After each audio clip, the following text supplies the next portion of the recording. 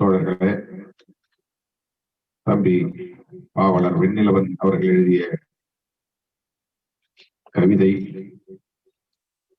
இசைக்கோர்க்க பெற்று திருமாபதிகம் என்னும் பெயரில் இங்கே வெளியிடப்பட்டிருக்கிறது. இந்த நிகழ்வை தலைமை வகித்து நெறிப்படுத்திக் கொண்டிருக்கிற நமது கட்சியின் துணை பொதுச் செயலாளர் எழுத்தாளர் கௌதம சன்னா அவர்களை, முன்னிலை வகித்து இந்நிகழ்வை சிறப்பித்துக் கொண்டிருக்கிற கவிஞர் உஞ்சை அரசன் அவர்களே, கவிஞர் இளமாறன் அவர்களே, திரு மா சங்கத்தமிழன் அவர்களே, வழக்கம் போல இந்த நிகழ்வை மனமுவந்து தொடங்கி வைத்து புத்த வணக்கம் செலுத்தி தொடங்கி வைத்திருக்கிற போற்றுதலுக்குரிய பௌத்த பிக்கு மௌரியா புத்தா அவர்களை, வரவேற்புரை வழங்கி நிகழ்வை சிறப்பித்திருக்கிற இந்த பதிகம் வெளியிடுவதற்கு ஒரு துணையாய் இருந்திருக்கிற மகளிர் விடுதலை இயக்கத்தின் மாநில துணை செயலாளர் செல்வ புஷ்பலதா, இதில் பங்கேற்று கருத்துரை வழங்கி இந்நிகழ்வுக்கு பெருமை சேர்த்திருக்கிற எழுத்தாளர் பேராசிரியர் ஸ்டாலின் ராஜாங்கம் அவர்களை, வாழ்த்துறை வழங்கி இந்நிகழ்வை சிறப்பித்திருக்கிற கவிஞர் பேராசிரியர் அரசமுருகு பாண்டியன் அவர்களை, பதிகத்தை வெளியிட்டு வாழ்த்துறை வழங்கிய பேராசிரியர் அரசமுருகு பாண்டியன் அவர்களை, விடுதலை கலை இலக்கிய பேரவையின் மாநில செயலாளர் கவிஞர் யாழநாதி அவர்களை, இந்நிகழ்வில் பங்கேற்று வாழ்த்துறை வழங்கி சிறப்பித்திருக்கிற கவிஞர் கவி செல்வராணி அவர்களை, பேராசிரியர் செல்லபாடு அவர்களை, தம்பி வெண்ணிலவன் அவர்களை, வழக்கறிஞர் தமிழரசன் அவர்களை, வெளிச்சம் பிரவீன் அவர்களை, ஒருங்கிணைப்பு மேற்கொண்ட தோழர்கள் முதல்வன் ராஜசிங்கம், அகரன்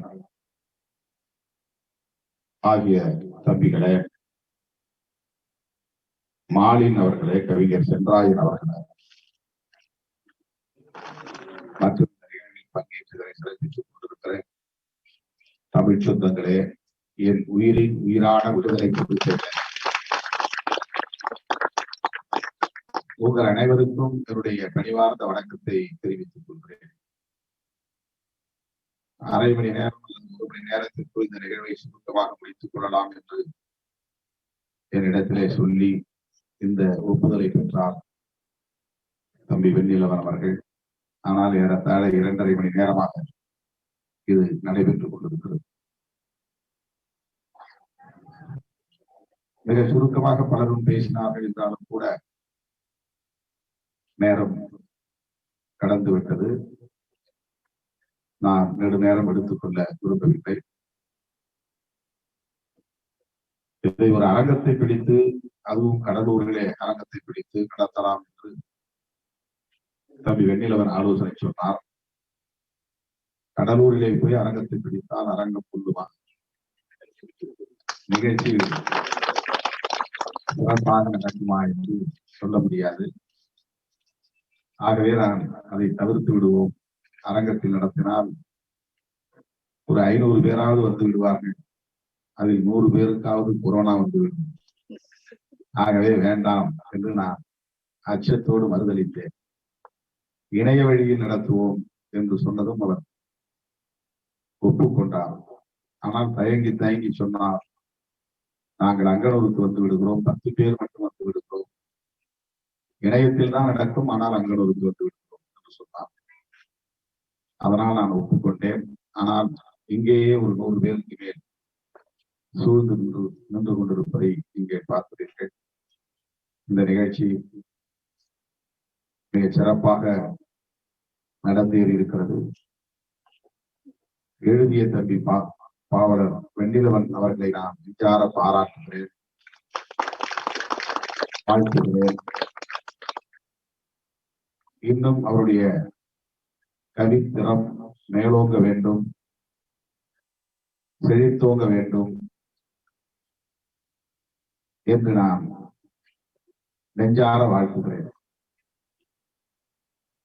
அந்த பாடலுக்கு அல்லது கவிதை வரிகளுக்கு உயிர் பூட்டி நம்மை எங்கோ ஒரு இடத்தில் கொண்டு போய் மெய்மறக்க செய்யக்கூடிய அளவுக்கு நம்மை கிறங்க செய்த குரலுக்கு சொந்தக்காரர் செல்லங்குப்பம் சுப்பிரமணியன் அவர்கள். அவருக்கு நான் நெஞ்சார என்னுடைய பாராட்டுகளையும் வாழ்த்துக்களையும் நன்றியையும் தெரிவித்துக் கொள்கிறேன். இந்த கவிதை வரிகளுக்கு அவருடைய அந்த இசை நயம், குரல் வளம் கூடுதலாக வலிமையை சேர்த்திருக்கிறது. பாடல் வரிகளில் என்ன இருக்கிறது என்று கேட்பதை விட செல்லங்குப்பம் சுப்பிரமணியன் அவர்கள் எப்படி இதை பாடுகிறார் என்று அதிலேயே லயித்து கிடக்கக்கூடிய அளவுக்கு நம்மை எங்கோ அதை இழுத்து செல்கிறது, தூக்கி செல்கிறது என்று நான் சொல்ல வேண்டும். அந்த அளவுக்கு அவர் வெண்ணிலவன் எப்படி இயக்கத்தில் தீவிரமாக தன்னை பிணைத்துக் கொண்டு கருத்துக்களை, கொள்கைகளை உள்வாங்கிக் கொண்டு அதிலேயே ஊறி கிடந்து கவிதைகளை படைத்திருக்கிறாரோ, அப்படி பாடும்போது முற்றாக அதிலே தன்னை புதைத்துக் கொண்டு பாடியிருக்கிறார் என்றுதான் சொல்ல வேண்டும். இசை அமைத்தது, பாடியது, அந்த அளவுக்கு முழுமையான ஒரு ஈடுபாடு. அந்த இசையாகவே மாறி நின்று அவர் பாடியிருக்கிறார். எவ்வளவு பாராட்டினாலும் தம்பி வெண்ணிலவன் மீது அவருக்கு அப்படி ஒரு ஈர்ப்பு என்பதை இங்கே வெண்ணிலவன் ஒப்புதல் வாக்குமூலத்தை போல உறுதிப்படுத்தினார். அவர் எழுதுகிற எதுவாக இருந்தாலும் அதற்கு உடனே இசையமைப்பதும் அதற்கு உயிரூட்டுவதும் அவருடைய வழக்கமான நடவடிக்கை என்பதை சொன்னார். அப்படி இந்த பாடல் வரிகளை அதிகமாக பாடி இன்றைக்கு அதை ஒரு ஆவணமாக்கி அதை நாம் வெளியிடக்கூடிய ஒரு சூழல் அமைந்திருக்கிறது. இணையதளங்களில் இனி எப்போதும் அதை பார்க்க முடியும், கேட்க முடியும் என்கிற அளவுக்கு அது ஒரு சிறப்பை பெற்றிருக்கிறது. ஆகவே எழுதிய வெண்ணிலவனை எவ்வளவு பாராட்டுகிறோமோ அதற்கு நிகராக, அதை விட மேலாக பாராட்டக்கூடிய அளவுக்கு ஒரு பங்களிப்பை செய்திருக்கிற இசையமைப்பாளர், பாடகர் செல்லங்குப்பம் சுப்பிரமணியன்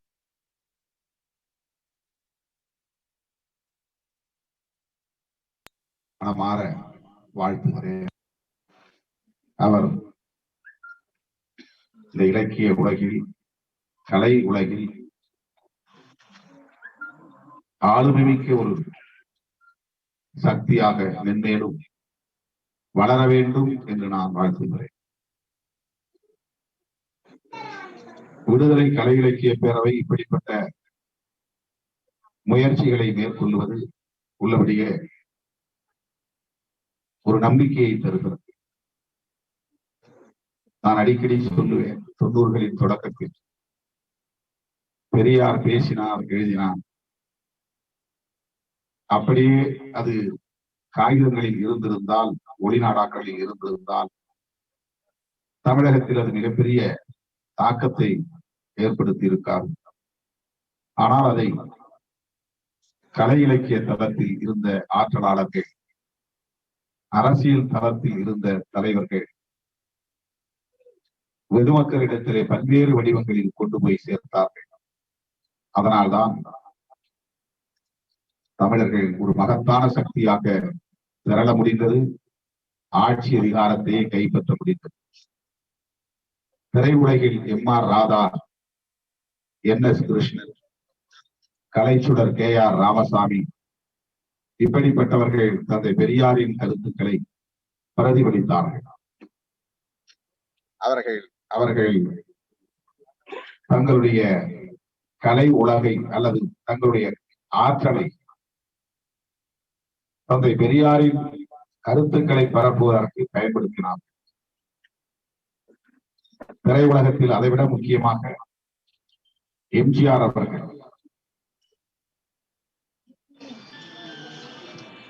பேரறிஞர் அண்ணாவையும் திராவிட முன்னேற்ற கழகத்தையும்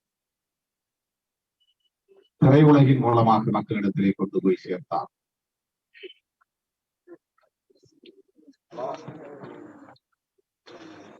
அண்ணா அவர்கள் பெரியார் என்ன பேசுவாரோ அதை மேடைகளில் தனக்கே உரிய பாணியில் பேசினார்.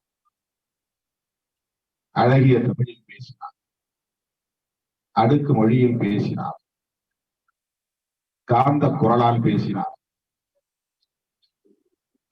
எளிய மக்களை ஈர்க்கும் புத்திகளை கையாண்டு பேசினார், எளிய ஓமைகளை சொன்னார், எல்லோரும் புரிந்து கொள்ளும் வகையில் விரிவாக பேசினார். அவருடைய பேச்சாற்றல் பெரியாரின் கொள்கைகளை மக்களிடத்திலே கொண்டு போய் சேர்ந்தது. அண்ணா மட்டும்தானா? அவருடைய காலத்தில் அவருடைய தளபதிகள் அண்ணா ஒரு பாணியில் பேசுகிறார் என்றால் நாவலர் நெடுஞ்செழியன் இன்னொரு பாணி, அஞ்சா நெஞ்சன் அழகிரி சாமி இடிமுழக்கம் போல, கலைஞர் அவர்கள் ஆற்றொழுக்க நடையில் கரகரத்த குரலில் தலைவர்களையே மயக்கும் அளவுக்கு பேசக்கூடியவர். நாஞ்சில் மனோகரன், மந்திரக்கூர் மைனர் என்று எல்லோராலும் பாராட்டப்படக்கூடிய நாஞ்சில் மனோகரன், இப்படி சொல்லிக்கொண்டே போகலாம். பேராசிரியர் அன்பழகன் பேசிக்கொண்டே இருப்பார், தடுமாற்றம் இல்லாமல் பேசுவார். அருவி கொட்டுவது போல் அவர் பேச்சு இருக்கும், அழகு தமிழில் பேச்சு இருக்கும், பிறமொழி கலவாமல் பேசுவார். அப்படி பேராசிரியர் அன்பழகன் ஒருபுறம். இப்படி பெரியாரின் கொள்கைகளை நாடு முழுக்க மக்களிடத்திலே கொண்டு போய் சேர்ப்பதற்கு அந்த தலைவர்கள் எல்லாம் மேடைகளை, அரசியல் மேடைகளை பயன்படுத்தி கொண்டார்கள். தங்களின் பேச்சாற்றல் மூலமாக மக்களுக்கு போய் சேர்த்தார்கள். அது மட்டுமல்ல, அவர்கள் ஒவ்வொருவரும் தனித்தனியே இதழ்களையும் நடத்தினார். கலைஞர் இதழ் நடத்தினார், நாவலர் நெடுஞ்செழியன் இதழ் நடத்தினார், கண்ணதாசன் இதழ் நடத்தினார், பேராசிரியர் அன்பழகன் இதழ் நடத்தினார். இப்படி சொல்லிக்கொண்டே போகலாம். பெரியார் மட்டும் இதழ் நடத்தவில்லை. திராவிட நாடு, குடியரசு, இப்படி பத்திரிகைகளை அவர் நடத்தினார். அண்ணா, எம்ஜிஆர், கலைஞர், பேராசிரியர் அன்பழகன், நாவலர் நெடுஞ்செழியன், கவிஞர் கண்ணதாசன், சிந்தனை சிற்பி சிற்றரசு, இப்படி ஏராளமானவர் பெரியாரின் கருத்துக்களை, திராவிட இயக்க கருத்துக்களை மக்களிடத்திலே கொண்டு போய் சேர்க்கக்கூடிய அளப்பரிய பணிகளை ஆற்றினார்கள். எண்ணற்ற வார ஏடுகள், மாத ஏடுகள், நாளேடுகள், மேடைகளில் நாடகம். கலைஞரே நாடகம் எழுதுவார், நாடகம் ஆடுவார். கலைஞர் என்கிற பட்டத்தை தந்தது எம்.ஆர். ராதா தான். ராதாவை போல் அவரும் நடிக்கிறார். அண்ணாவும் மேடைகளில் நடித்தவர், பேராசிரியர் அன்பழகனும் மேடைகளில் நடித்தவர். கலைஞர் பல நாடகங்களில் நடித்த காரணத்தினால் அவருக்கு கலைஞர் என்று கலைஞர்களே சூழ்ந்து, கலைஞர்களே சேர்ந்து கொடுத்த பட்டம் தான் கலைஞர் என்கிற பட்டம். இப்படி நாடகம், கூத்து, இசை, பேச்சு, எழுத்து, கவிதை, எவ்வளவு பேர். பாரதிதாசன், பாவேந்தர் பாரதிதாசன் கவிஞர், கவி உலகத்திலே பெரியாரின் கருத்துக்களை கொண்டு போய் சேர்த்தவர். இருட்டறையில் உள்ளதடா உலகம், சாதி இருக்கின்ற என்பானும் இருக்கின்றானே என்று பெரியார் சாதி ஒழிப்பை பேசுகிற அந்த அரசியலை பாவேந்தர் பாரதிதாசன் கவிதைகளாக எழுதினார். கவிதைகளை வடி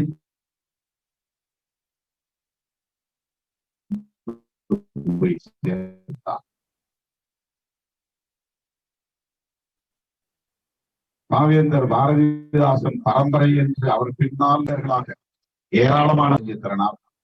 உவமை கவிஞர் சுரதா. சுரதா என்றாலே சுப்புரத்தின தாசன். சுப்புரத்தினம் என்பதுதான் பாரதிதாசன் அவர்களின் இயற்பெயர் சுப்புரத்தினம். ஆனால் அவர் பாரதியார் மீது இருந்த ஈர்ப்பால் தன்னை பாரதியின் தாசன் என்று பெயர் மாற்றம் செய்து கொண்டார். அந்த பெயர், பாரதியாருடைய பெயர், திராவிட இயக்கங்களில் பலருக்கு உடன்பாடில்லாத பெயர் என்பதால் பாரதிதாசன் என்கிற பெயரை கூட பயன்படுத்தாமல் பாவேந்தர் என்றுதான் அழைப்பது. அவருடைய சீடர்கள், தலைமை சீடர் அல்லது தலைமை மாணாக்கர் என்று சொல்லத்தக்க வகையிலே தகுதியுடையவராக இருந்த ஓமை கவிஞர் தன்னுடைய பெயரை சுப்புரத்தின தாசன் என்று மாற்றிக்கொண்டார். இவர்கள் எல்லாம் பாடிய பாடல் கவிதைகள். அவருக்கு பாவலரேறு பெருஞ்சித்திரனார், ஓமை கவிஞர் சுரதா, அந்த வரிசையில் எண்ணற்ற பலர் இன்றைக்கு இருக்கிற ஈரோடு தமிழன்பன் வரையில் எத்தனை கவிஞர்கள், ஏராளமான கவிஞர்கள், பாவேந்தர் பரம்பரை என்று சொல்லிக் கொள்ளக்கூடிய அளவுக்கு நூற்றுக்கணக்கான கவிஞர்கள் உருவானார்கள். அவ்வளவு பேரும் சமூக நீதியை பாடினார்கள், சமத்துவத்தை பாடினார்கள், பார்ப்பன ஆதிக்கத்தை எதிர்த்து பாடினார்கள், திராவிட இயக்கத்தின் எழுச்சியை பாடினார்கள். ஏன் கவிஞர் கண்ணதாசன் அவர்கள் கூட அச்சம் என்பது மடமையடா, அஞ்சாமை திராவிடர் உடமையடா என்னும் திரைப்படத்திலே பாடல் எழுதியவர். திராவிடர்களுக்கான பண்பு நலன்களை பாடல்களில் கொண்டு வந்தவர். இப்படி இன்றைக்கு நாம் தமிழ் என்று பேசுகிற இந்த உணர்வு அன்றைக்கு திராவிடம் என்ற தளத்திலே நின்று பேசினார்கள். இந்திய எதிர்ப்புக்காக கவிதைகளை எழுதினார். தமிழ் வாழ வேண்டும் என்று கவிதைகள் பாடினார்கள்.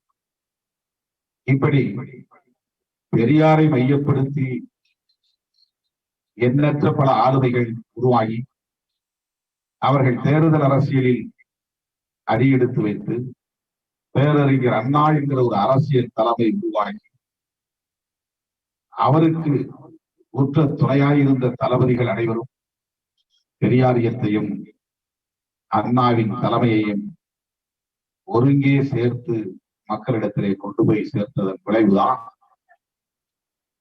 50 ஆண்டு காலம், அரை நூற்றாண்டு காலம் தமிழ்நாட்டை ஆட்சி செய்யும் அளவுக்கு பரிணாமம் பெற்றது.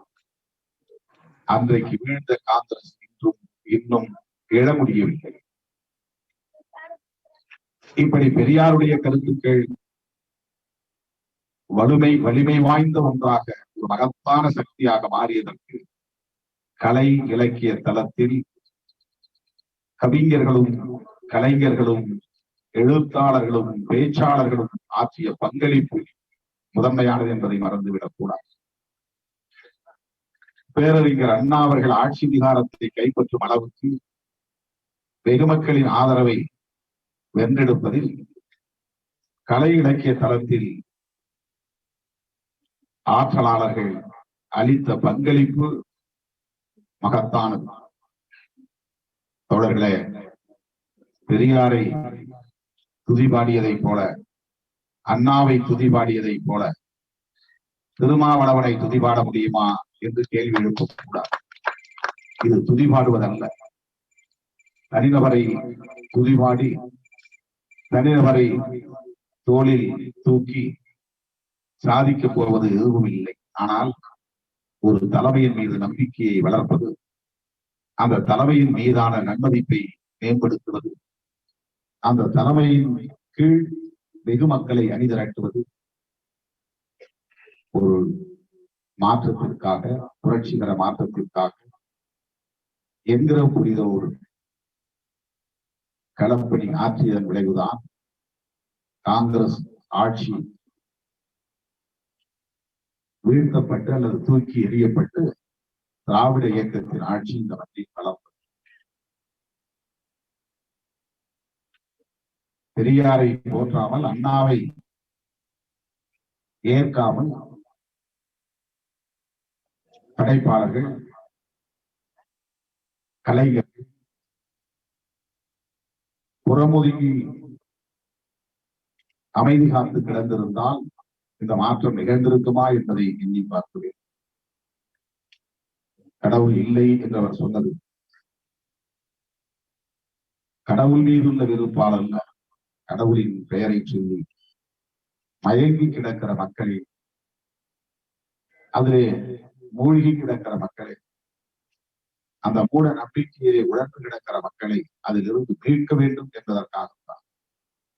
யார் தம்மை அடக்கி வைத்திருக்கிறார்கள், அடிமைப்படுத்தி வைத்திருக்கிறார்கள், ஒடுக்கி வைத்திருக்கிறார்கள், சுரண்டி கொண்டிருக்கிறார்கள் என்பதை கூட புரிந்து கொள்ள முடியாத நிலையிலே அவர்கள் உழலுவதற்கு காரணம் இந்த கடவுள் நம்பிக்கை தானே. அப்படிப்பட்ட இந்த கடவுள் நம்பிக்கை தேவையற்றது என்று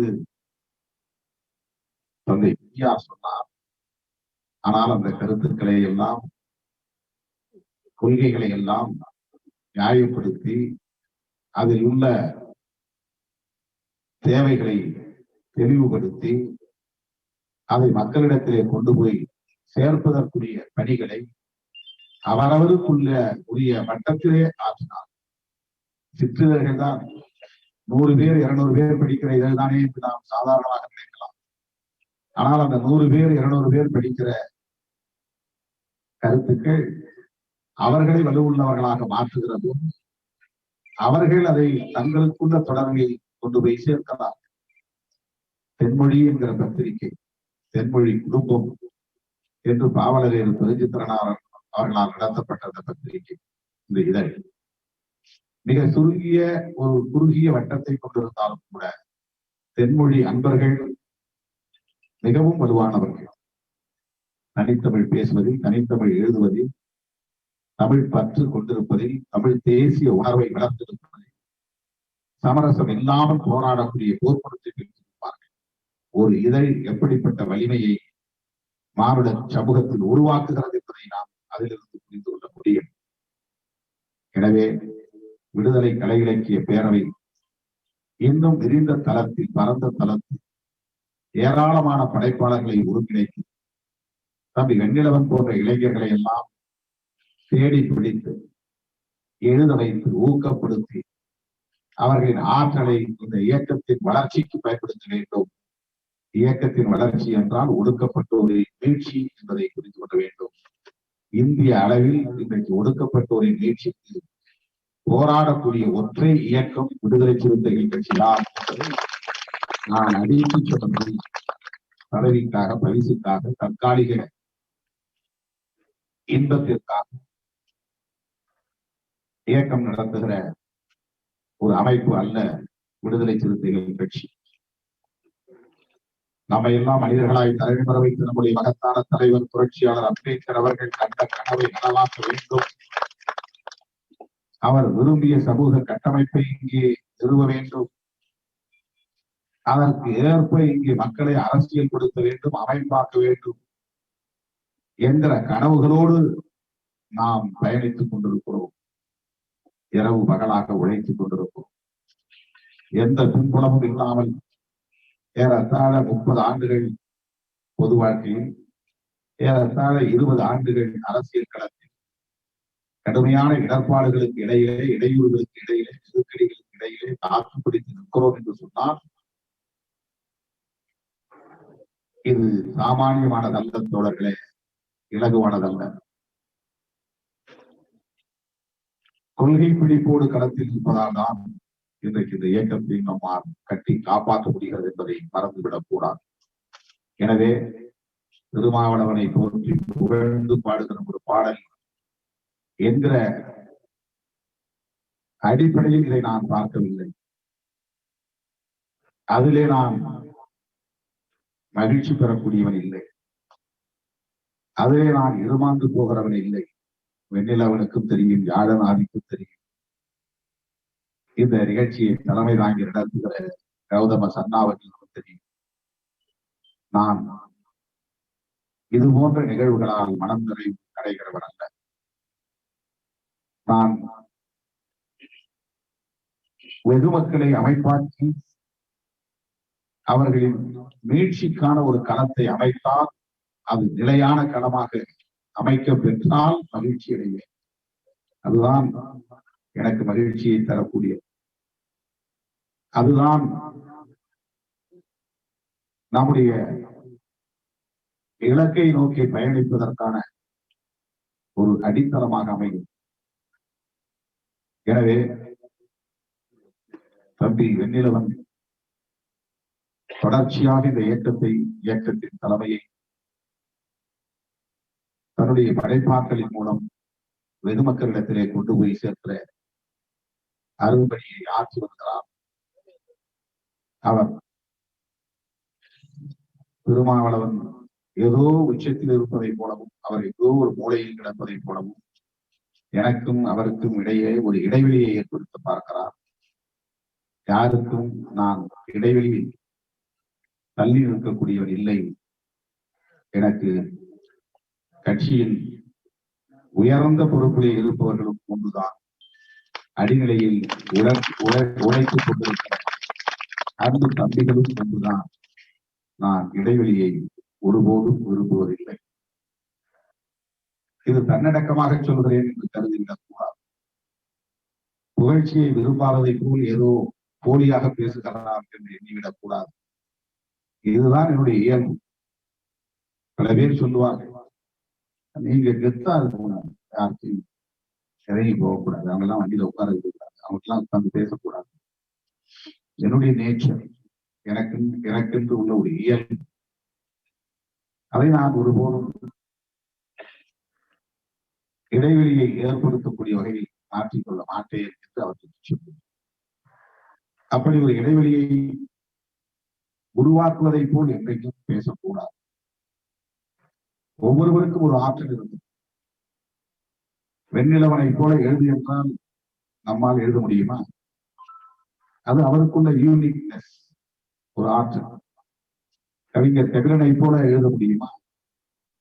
கௌதம சன்னாவர்களை போல ஒரு வரலாற்று தரவுகளை திரட்டி கட்டுரை எழுத முடியுமா? செல்லங்குப்பம் சுப்பிரமணியனை போல உச்சஸ்தாயில் போய் பாட முடியுமா? எல்லோரையும் கட்டி போடக்கூடிய அளவுக்கான அந்த குரல் வளம் நமக்கு உண்டா? ஒவ்வொருவருக்கும் ஒரு ஆற்றல். அதை மதிக்க வேண்டும், அதை நாம் ஏற்க வேண்டும், அதை நாம் போற்ற வேண்டும், அதை நாம் ஊக்கப்படுத்த வேண்டும். அந்த உணர்வு நியாயமான உணர்வு. அதுதான் நேர்மைத்துறத்துடன் கூடிய உணர்வு. ஆகவே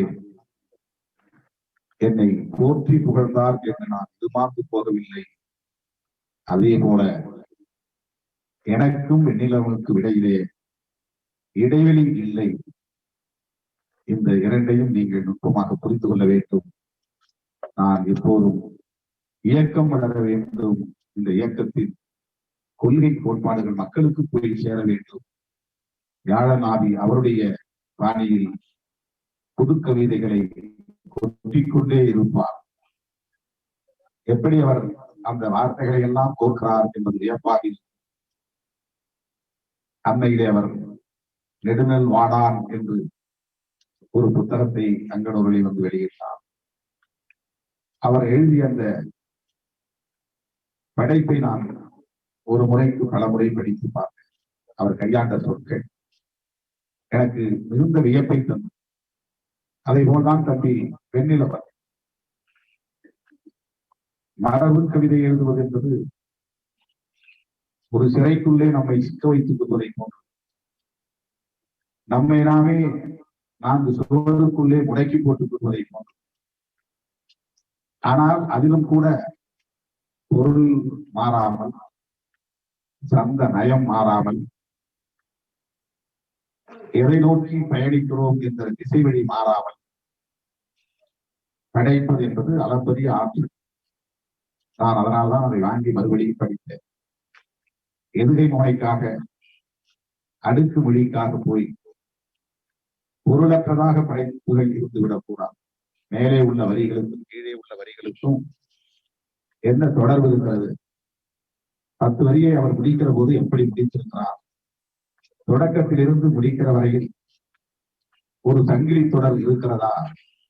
பொருளார்ந்த சங்கிலி தொடர் இருக்கிறதா என்பதை நான் இப்போது இங்கே அமர்ந்து 2 முறை 3 முறை படித்தேன். மரபு என்ற அந்த வடிவத்திற்குள்ளே சிக்கிக் கொண்டாலும் புது கவிதை எழுதக்கூடியவர்களுக்கு எப்படிப்பட்ட சுதந்திரமான சிந்தனை இருக்குமோ அப்படி ஒரு புது கவித்துவம், புது கவிதைக்கான ஒரு கவித்துவம் இந்த மரபு கவிதைக்குள்ளேயே இருக்கும். சமத்துவ தேரெழுந்து ஓடும், சனாதனம் சாக்குழிகளை தேடும் என்றவர் ஒரு இடத்திலே பதிவு செய்திருக்கிறார். சமத்துவம் சனாதனம் என்று மோனைகளுக்காக பயன்படுத்தியிருக்கிறார் என்று தெரிந்துவிடக் கூடாது. சா என்பது என்கிற அடிப்படையில். ஆனால் சமத்துவத்திற்கும் சனாதனத்திற்கும் உள்ள தொடர்பு அதிலே ஆழமாக புரிந்து பதிவு செய்திருக்கிறார். சமத்துவத்திற்கு நேர் எதிரானது சனாதனம். சனாதனத்தின் வலுவான தீவிரமான பகை சமத்துவம். சமத்துவத்தை விரும்புகிறவர்களால் சனாதனத்தை ஏற்க முடியாது. சனாதனத்தை ஏற்றுக்கொண்டவர்களால் ஒருபோதும் சமத்துவத்தை பற்றி சிந்திக்கவே முடியாது. இரண்டும் நேருக்கு நேர் பகை. ஆகவே சமத்துவ தேரெழுந்து ஓடும், சனாதனம் சாக்குழியை தேடும். அதுவே மிரண்டு ஓடி தற்கொலை செய்து கொள்ளும் என்கிற வகையிலே தன்னுடைய கவித்துவத்தை அதனை படைத்திருக்கலாம். ஒரு இடத்திலே அவர் சிங்கத்தை போல் சென்றாய் என்று எழுதியிருக்கிறார். ஒரு சிறுத்தையை பார்த்து சிங்கம் என்று ஏன் எழுதினார் என தெரியவில்லை. எழுதும் போது நிச்சயமாக அவருக்கு தெரிந்திருக்கும். நான் அந்த வரிகளை மறுபடியும் படித்தேன். ஆனாலும் கூட பொருள் மாறவில்லை. அதன் பிறகு அவர் எழுதிய வரிகள் மிகச் சிறப்பான வரிகள். தம்பி எழுதிய அந்த கவிதை வரிகள், 1-2 வரிகளை நான் சுட்டி காட்டுவது என்னுடைய கடமை என்று நான் கருதுகிறேன்.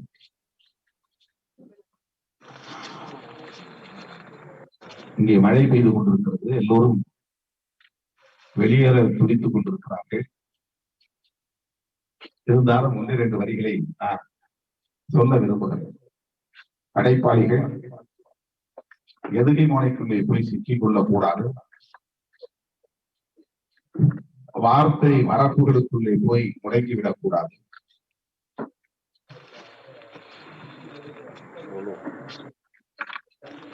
புத்தனை போல் எழுந்து புடைசூழ நின்றாய் என்று வருகிறார். அந்த பொழுதுகள் எமக்காடு வெளியும் ஒரு பொல்லர் மதில் கோட்ட உடையும் பொல்லாதவருடைய கோட்டை, மதில் சுவரை கொண்ட கோட்டை உடைந்து நொறுங்கும். புத்தனை சொல்லுகிற இடத்தில் உடையும் என்ற வன்முறை சொல்லையும் பயன்படுத்துகிறார். ஆனால் வன்முறையை செய்ய வேண்டும் என்கிற பொருள் அல்ல. திருமா நீ புத்தனை போல் எழுந்து புடைசூழ நின்றாய். தனியாளா நிற்கிற லட்சக்கணக்கான மக்களோடு சேர்த்து நிற்கிறாய். ஆனால் புத்தனை போல் நிற்கிறாய். இனி வரும் பொழுதுகள் எமக்காக விடும். இனிமே இருளை நாங்கள் பார்க்க மாட்டோம், வெளிச்சத்தைத்தான் பார்ப்போம். கொடும் பொல்லர் மதிர்கூட்டம் உடையும். பொல்லர் என்றால் பொல்லாதவர்கள். மதிர்கோட்டம் என்றால் மதில் சுவரை கொண்ட கோட்டை, அது உடைந்து நொறுங்கும். சனாதன ஆட்சியாளர்களின் கோட்டம் உடையும். அதுதான். பிறகு அவர் ஒரு இடத்திலே முதலிலே அவர் புத்தனை போல் எழுந்து வந்தாய் சொல்லி முடிக்கிறார். 2வது 10 வரியில சூரியனை போல் எழுந்து சுடரேந்தி வந்தாய் அப்படின்னு சொல்றார். இது அடுத்த வரியில எப்படி பொருந்துகிறது அப்படின்னு நான் பார்க்கிறேன். சூரியனை போல் சொல்லுகிறவர் மரபுகளுக்குள்ளே போய் முடங்கி எழுதுகிறாரா என்று பார்க்கிற போது, இனி எம் சோகங்கள் ஒவ்வொன்றாய் அகலும். சூரியன் வந்தா இருள் அகலும் அப்படின்னு சொல்லுவோம். அப்படி சோகங்கள் ஒவ்வொன்றாய் அகலும். சூரியன் வந்தால் சோகம் அகலும். அகலும் என்பது அந்த மேல் வரிக்கு அடுத்த வரி பொருளுடையதாக பொருந்துகிறது. பூமி உன் சுண்டு விரல் அசைவில் தான் சுழலும். சிந்து விரல் என்று சொல்லுவோம். இந்த இடத்துல சுண்டு விரல் என்று சொல்லலாம் என கருதுகிறேன். என்றாலும் கூட அந்த வரி வெறும் எதுகை முறைக்காக போடப்பட்ட வரிகளாக இல்லாமல் நீ வந்தாய், அதனால் இனி எங்கள் சோகங்கள் மறையும். இனிமேல் நீ காட்டுகிற திசையில் தான் அனைத்தும் நடக்கும் என்பதை போல இரண்டாவது 10 வரிகளை அவர் நிறைவு செய்கிறார். மூன்றாவது 10 வரிகளில் செருக்களம் கொண்டெழுந்து சேனையோடு வந்தாய். செருக்களம் என்றால் போராடுகிற களம். அந்த களத்துக்கு நீ வருகிறாய். எப்படி வருகிறாய்? சேனையோடு வருகிறாய், படையோடு வருகிறாய். நான் ஆர்ப்பாட்டத்துக்கு போனேன், ஆனா நெய்வேலி வரையிலும் தோழர்கள் படை போல பின்னாலே வந்தார்கள். கிட்டத்தட்ட 40 கிலோமீட்டர் இருசக்கர வண்டியில் சேனையோடு வந்தாய். இனி மானுட புரட்சித்தி கனலும் மானுட புரட்சித்தி பரவும் அப்படிங்கிற சொல்லுக்கு இவர் கனலும் என்று, கனலும் என்றால் கனன்று வருகிற, கனன்று எழும் என்கிற பொருளில் பயன்படுத்தி இருக்கிறார் என்று நான் கருதுகிறேன்.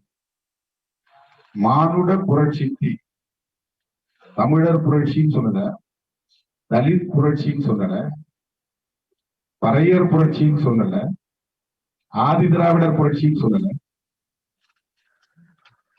பழங்குடி புரட்சின்னு சொல்லல, மானுட புரட்சித்தி பரவும் அல்லது கனவும். என்னை சரியாக உள்வாங்கி இருக்கிறார் தம்பி வெற்றிலவன் என்று நான் நம்புகிறேன். ஒரு சாதி வளையத்திற்குள்ளே சிக்கிக் கொடுக்கிற சராசரி நபர்களை போல கருதாமல், எப்படி பகவான் புத்தர் மானுடத்தின் வீழ்ச்சிக்காக தன்னை ஒப்படைத்துக் கொண்டாரோ, சிந்தித்தாரோ, அப்படி இந்த இயக்கம் மானுடத்தின் நலன் கருதி இயங்கக்கூடிய, ஒட்டுமொத்த மனித குலத்தின் நலன் கருதி இயங்கக்கூடிய ஒரு இயக்கம். இதை சாதி என்ற சாக்கடைக்குள் தன்னை புதைத்துக் கொள்ளுகிற பார்வை இல்லை என்பதை புரிந்து வைத்திருக்கிற காரணத்தினால் மானுட புரட்சி தரலும் இழி மனு தர்ம தலைகள் இங்கு புரளும். சேனையோடு வந்தா அப்ப தலைகள் புரட்டுதானா? செருக்களத்தில், படைக்களத்தில் படை வீரர்கள் இருக்கிற போது பகைவர்களின் தலைகள் உருளும் அல்லது புரளும். ஆகவே மேல் வரிக்கும் கீழ் வரிக்கும் தொடர்பற்ற நிலையில் வெறும் எதுகை மோனை இல்லை இந்த மரபில். ஆழ்ந்த பொருள் இருக்கிறது, அறிவார்ந்த கொள்கை இருக்கிறது. மனு தர்ம தலைமை தலைகளில் எந்த குறிப்பிட்ட சாதிகாரம் தலையும் சொன்னது. இங்க சாதி சங்கம் நடத்துறோம்னா அடுத்த சாதிக்காரன் அவன் தலையை வெற்ற, இவன் தலையை வெற்ற, திருமாவளவன் தலையை நான் பாரு துண்டாடுறேன், பேஸ்புக்ல போடுவான், தலையை வெட்டி காலல போட்டு விதிக்கிற மாதிரி. அவர்கள் சாதி என்கிற மனநோய் பிடித்தவன். ஆனால் என்னை புரிந்து கொண்ட தம்பி வெண்ணிலவன் மனு தர்ம தலைகளுக்கு புரளும், மோடி தலைக்கு புரளும் சொல்லல, அமித்ஷா தலை இங்கு புரளும் சொல்லல, பிஜேபி காரன் தலை இங்கே புரளும் சொல்லல, சங் பரிவார் கும்பலின் தலை இங்கே புரளும் என்று சொல்லவில்லை. மனு தர்ம தலைகள் இங்கு புரளும். மனு தர்மம் என்கிற கொள்கை, மனு தர்மம் என்கிற கோட்பாடு, மனு தர்மம் என்கிற அந்த சனாதன தர்மம் இங்கே அழித்தொழிக்கப்படும் என்கிற பொருளில் மோனையும் வர வேண்டும், எதுகையும் வர வேண்டும், அதே நேரத்தில் கொள்கையும் வர வேண்டும். அதுதான் படைப்பு, அதுதான் படைப்பு. பிறகு அடுத்த பதிகத்தில் அம்பேத்கர் போல் எழுந்து ஒரு அன்னை என வந்தாய்கிறார். 2 ஓமை அம்பேத்கர்ங்கிற ஒரு ஓமையும் சொல்றார், அப்புறம் அன்னை என்கிற ஓமையும் இணைச்சு சொல்றாங்க. இரட்டை ஓமை ஒற்றை வரியில். அம்பேத்கர் போல் வந்தாய் அப்படின்னாலே போதும். அம்பேத்கர் போல எழுந்து அன்னை என வந்தாய், நீ எங்கள் கண்களுக்கு அம்பேத்கராகவும் தெரிகிறாய், ஒரு அன்னையாகவும் தெரிகிறாய் என்று சொல்லுகிறவர் அடுத்தது எப்படி அதை முடிக்கிறார் என்று நான் பார்த்தேன். பாதத்தில் விரிகிறது அகிலம், நீ நடப்பதுதான், எந்த திசை வழியில் நீ நடக்கிறாயோ அதுதான் இன்றைக்கு உலகமாக மாறிக்கொண்டிருக்கிறது, அதுதான் சமத்துவ உலகமாக மாறிக்கொண்டிருக்கிறது. அகிலம் என்பது உலகம். இப்போது இருக்கிற உலகம் சாதி உலகமாக இருக்கிறது அல்லது மத உலகமாக இருக்கிறது. இப்படி தனித்தனி உலகம் இருந்து கொண்டிருந்தாலும் உன் பாதத்தில் விரிகிறது அகிலம். அது எப்படிப்பட்ட அகிலம் என்றால், விழி பார்வையில் புலர்கிறது மனிதம். உன்னுடைய பார்வையில் இருந்து மனிதனே இருக்கிறது. ஆகவே நீ நடக்கிற திசையெல்லாம் மனிதநேயம் வளர்க்கிறது. அந்த மனிதநேயம் நிறைந்த ஒரு புதிய அகிலம் உருவாகிறது. அகிலம் மனிதம் என்று சொல் நயத்திற்காக இந்த மோனையை பயன்படுத்தி இருக்கிறார் என்று நாம் கருதக்கூடாது. அதிலே ஆழ்ந்த பொருள் அடங்கி இருக்கிறது. அடுத்தது, இது ரொம்ப சிறப்பான வரி. ஸ்டாலின் ராஜாங்கம் அவர்கள் கூட அதை சுட்டு காட்டினார். பேரறிவே உடைமை என கண்டாய், உனக்கு இருக்கிற அசத், உனக்கு இருக்கிற சொத்து உன்னுடைய அறிவுதான், அது மட்டும்தான் உனக்கு உடைமை. பேரறிவே உடைமை என கண்டாய், உயிர் பிறப்பெதுவும் பொதுமை என கொண்டாய். இந்த வரி ரொம்ப சிறப்பான வரியாக நான் பார்க்கிறேன். உயிர் பிறப்பு, எந்த உயிராக இருந்தாலும் அனைவரும் பொதுவானவர்கள் என்று பார்க்கிறார்கள். பொதுமையான பார்வை ஒரு இடத்திலே இருக்கிறது. பிறகு சொல்லுகிறார், அதை முடிக்கிற போது, திருமாகி ஆத்திரத்தோடு எழுந்த சிங்கம் என சென்றாய், ஆத்திரத்தோடு எழுந்த சிறுத்தை என சென்றாய் என்றால் கூட சொல் அசை எல்லாம் நேரசை நிறைய தான் வரும். ஆனா அதை சிங்கம் என சென்றாய் என்று அந்த இடத்திலே பதிவு செய்திருக்கிறார். அதற்கு என்ன காரணம் கவனித்தார். அந்த இடத்துல ஒரு சிங்கம் வந்தா என்ன நடக்கும்? சிங்கம் எழுந்துச்சு. சிங்கம் என வந்தாய் என்று கூட போடாமல் சிங்கம் என சென்றாய். அகம்பாவ கொடுமையினை கொண்டாய். இங்க சில பேருக்கு இருக்கிற அகம்பாவத்தை கொண்டு போட்டாய், சிங்கமாய் மாறி. உயர் அன்பினால் வையகத்தை வென்றாய். அன்பு காட்டிய இந்த வையகத்தை உன்னை வெறுத்தவன் கூட மறுபடியும் உன்னை விரும்பக்கூடிய வகையில் கல்லெடுத்து வீசியவனெல்லாம் உயர் அன்பினால் வையகத்தை வென்றாய். முடிக்கின்றார். அடுத்த திருமானி பேராண்மையினால் அறிவியையும் விளங்கிக்கு வந்தாய். பேராண்மை என்றால், ஆண்மை என்றால் ஆண்களுக்குரிய தன்மை என்று பொருள் அல்ல, ஆளுமை என்று. பேராளுமை, ஆண்மை என்பதே ஆளுமை என்பது இருந்து வந்ததுதான். பெண்களுக்கும் ஆண்மை உண்டு, ஆண்களுக்கும் பெண்மை உண்டு. பெண்மை என்பது பேணுமை என்பது இருந்து வருவது, பிறப்பு என்பது இருந்து வருவதல்ல. பேணுமை, பேணுமை என்றால் கணவனை பேணி பாதுகாக்க வேண்டும், பிள்ளைகளை பேணி பாதுகாக்க வேண்டும், பெற்றோரை பேணி பாதுகாக்க வேண்டும், மாமனார் மாமியாரை பேணி பாதுகாக்க வேண்டும், உற்றார் உறவினர்களை பேணி பாதுகாக்க வேண்டும். இந்த பேணும் தன்மை பெண்களுக்கு உண்டு. அதனால் அந்த பேணுமை என்பதிலிருந்து பெண்மை வருகிறது. ஆண்களும் அப்படி பேணி பாதுகாக்கும் பண்பு கொண்டிருந்தால் அவர்களுக்கு பெண்மை உண்டு என்று. பெண்களுக்கும் எல்லாவற்றையும் கையாளக்கூடிய ஆற்றல் இருந்தால் அது ஆளுமை என்கிற ஆண்மை உண்டு. எனவே பேராண்மையினால் அறிவு என்னும் விலங்குடிக்க வந்தாய். ஊமையாயை கிடந்தவர் என்று ஓங்கி முழங்குவது நீ சொந்த மொழிதான்.